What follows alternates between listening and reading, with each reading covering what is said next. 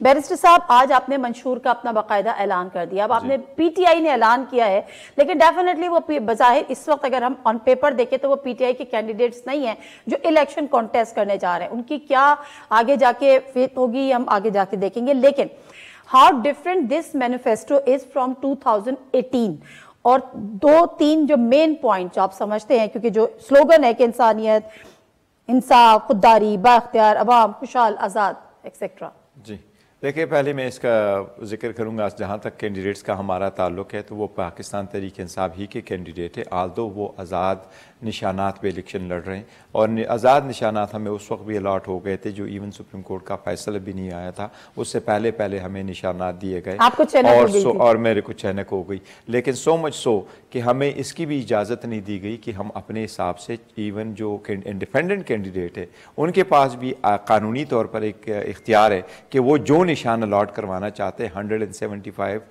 نشانات میں سے جو صرف ریزروڈ ہے فار دا انڈیپینڈنٹ کینڈیڈیٹس، ان میں سے وہ جس کو چاہے وہ الاٹ کروائے. ہمیں وہ بھی اختیار نہیں دیا گیا. پھر ہمیں یہ بھی چوائس نہیں دیا گیا کہ جو ہماری پارٹی سپورٹڈ کینڈیڈیٹ ہے ان کو ایک قسم کا نشان دیا گیا. تو جہاں تک نشانات کا تعلق ہے وہ ضرور انڈیپینڈنٹ ہے، لیکن ان سب کے جو ہمارے سپورٹڈ کینڈیڈیٹس ہیں ان کے نامینیشن فارم پہ بھی پاکستان تحریک انصاف کی افیلیشن ہے اور افیلیشن رہے گا.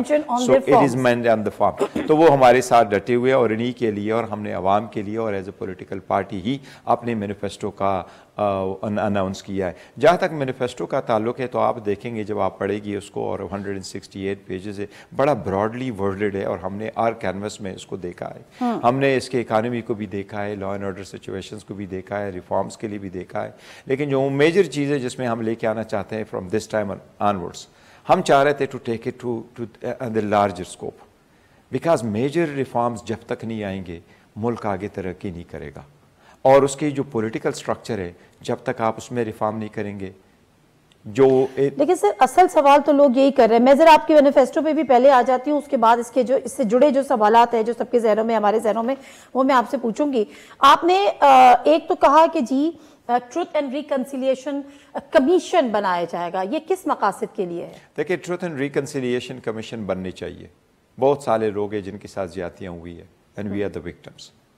لیکن ہم صرف ذات کے لیے نہیں کہہ رہے، ہم کہتے ہیں پاکستان کے لیے، اس کی بقا کے لیے، اس کی جمہوریت کے لیے، پولیٹیکل سسٹم میں سارا کچھ پٹ اسائڈ کر کے آگے بڑھنے کے لیے یہ ضروری ہے.